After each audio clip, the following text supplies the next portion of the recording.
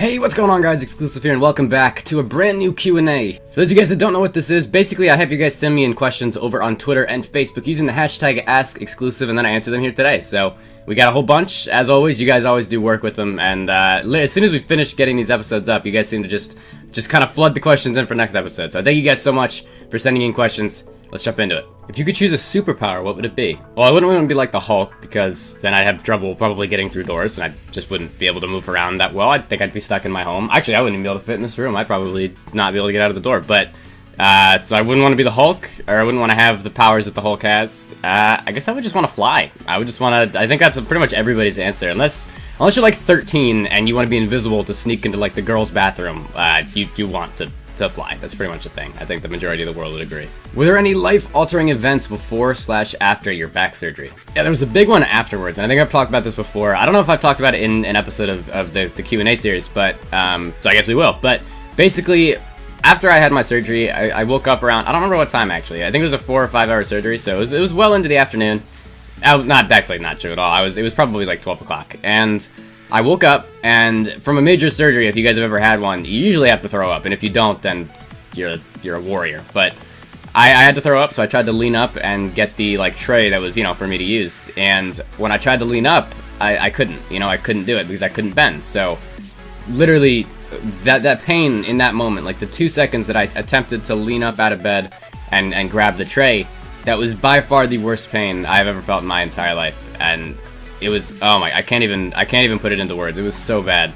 And I just kind of snapped right back down to the bed. I couldn't bend, and I couldn't really move. And I didn't know how I was going to adjust to the situation. I didn't know how I was going to be able to function, be able to walk around, be able to even get out of bed. Like, I had no idea how to move. Like, it was one of those moments where I almost was terrified, and like, I was almost paralyzed in my own fear. I didn't know what I was going to be able to do. I had no idea. And I just kind of started crying, and it was a really bad 10 minutes. But I think in those 10 minutes, like the end half of the 10 minutes, I started to, I stopped crying, and I started to really look at the situation and realize that there's nothing I can do to change it. Like, this is my life. This is what we are, this is what I have to go through now. Like, this is it. This is real life, and there's nothing you can do to change that. So make the best out of it. Figure out a way to get through it. And that's what I did. So instead of trying to lean up and get that tray, I did this little commando roll out of bed and got the tray. So it was like something I just really needed for myself. But also really, really wish that I didn't have it at all. But it was definitely a life-changing moment for me. It was kind of when I realized that my entire life had changed. Everything was going to change, and we were just going to have to make the best out of it. Would you rather have hiccups for the rest of your life, or feel like you need to sneeze and not be able to for the rest of your life? I feel like I wouldn't want to have hiccups for the rest of my life, because then whenever I'm attempting to be quiet, like let's say somebody broke into my home and I'm like hiding in the closet, and I'm just chilling in there. And they walk into the room, they're looking for me, like, oh, he's not here. All of a sudden, all they're gonna hear in the corner is just, so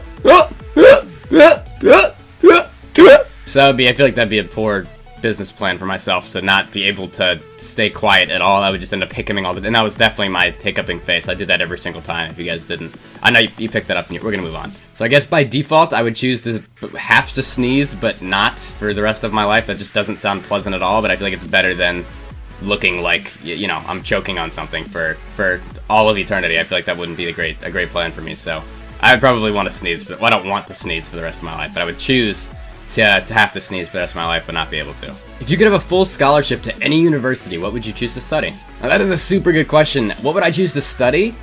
I don't know. It's probably between two things. One, I'd probably go down my career path of being in the FBI or some sort of criminology field. So I would probably study criminology or do something along those lines if I were to get a scholarship. And two, if I didn't choose to do that, I guess I would go down the entertainment line and see if I can pick up a few things and learn just a few tips and tricks and stuff on entertainment. I do know a lot about it, but obviously if I were to go to school for it, I would learn so much more. So it would either be like criminology to get into like the FBI or something like that, or it would be something with entertainment. What do you do when you're feeling down? Now, this is a super good question. I think the reason I like it so much is because everybody does something different, right? Like when you're down, you obviously, what do I do when I'm down? I usually don't talk a lot. I kind of just keep to myself. I'm more, I don't know, everything seems to upset me when I'm down, when I'm depressed. But what do I do to get out of that? And I think that's something that's important to realize, is how to actually, like, you can get out of that. You're not stuck in that.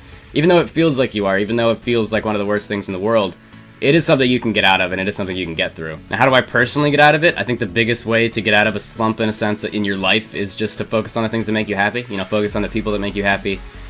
Focus on the things that make you happy. So for me, obviously, it was video games. It was making videos for you guys. And when I do that, you know, I love one side of it is making the videos, and I absolutely love doing that. And then 2 is seeing all your guys' nice feedback after the video's up. So we'll give him a sec. It's okay.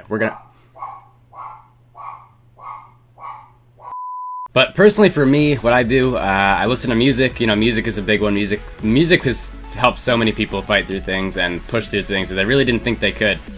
So definitely music. I just kind of listen to my favorite songs, and I just listen to them on repeat for a really long time. Getting out of your situation, like, that's the biggest thing, is getting your head out of it. So getting distracted, doing something to keep your head busy, whether it's listening to music or playing video games, or, you know, if you like baseball, going out and throwing a baseball out in the yard, something. Just doing anything other than sitting there in the feeling and in the moment just feeling terrible. You know, actually actively doing something to change that. That's how you get out of those situations. Just focusing on yourself, what makes you happy, the people that make you happy, and just kind of let them help you ride, or help them let you ride you. That was what I was gonna say. That was not even remotely close to what I meant. You just kind of let them help you, you know, push through it, and you guys push through it together. And if there is no person in your life that you think makes you happy, and that's the reason you are down and depressed, then, like I said, you focus on yourself. You focus on the things that make you happy. And if you say that there's nothing that makes you happy, I promise you there is. You just gotta find it. If evildoers invaded your country, would you rush to the battle lines to defend the motherland, or hide in a box? Man, I would have the biggest and baddest box that you could possibly own. It would be the biggest cardboard box. I would sit inside of it, you know, poke a few holes in so you don't suffocate. Maybe have some ramen noodles, my phone, maybe something else, stress ball, be helpful so I don't go nuts inside there. But man, I would just bunker down, and nobody in the world would get me, and I would just have the ramen noodles and breathe through the holes and be good to go.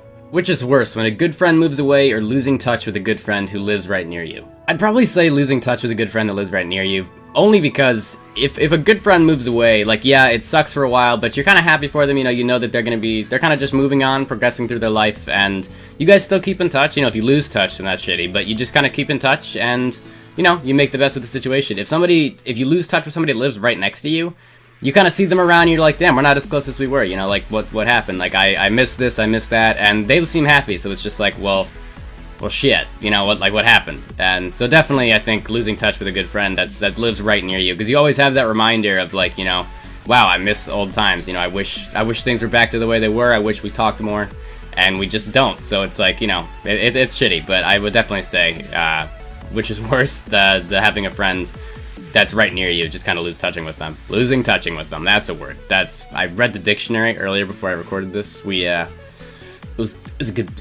mind. Okay, guys, my time is up. Thank you so much for watching. As always, if you enjoyed the episode, please smack that like button. Let me know you guys want to see more of this kind of stuff. If you guys are new around here, be sure to subscribe for more content from me. And I'm going to leave you guys with one question at the end of this. What do you do when you're feeling down? Do you resort to music? Do you focus on your friends and let them kind of help push through it? Or do you, you know, do heroin? What do you do when you're down, and how do you get yourself out of it? Let me know in the comments below. And if you guys want a chance to be featured in the next episode, all you're gonna have to do is tweet me or hit me up on Facebook using the hashtag #Xclusive. It should be on screen for you. You should know how to spell it. Well, 1, because it's not that difficult, but 2, because it's on your screen.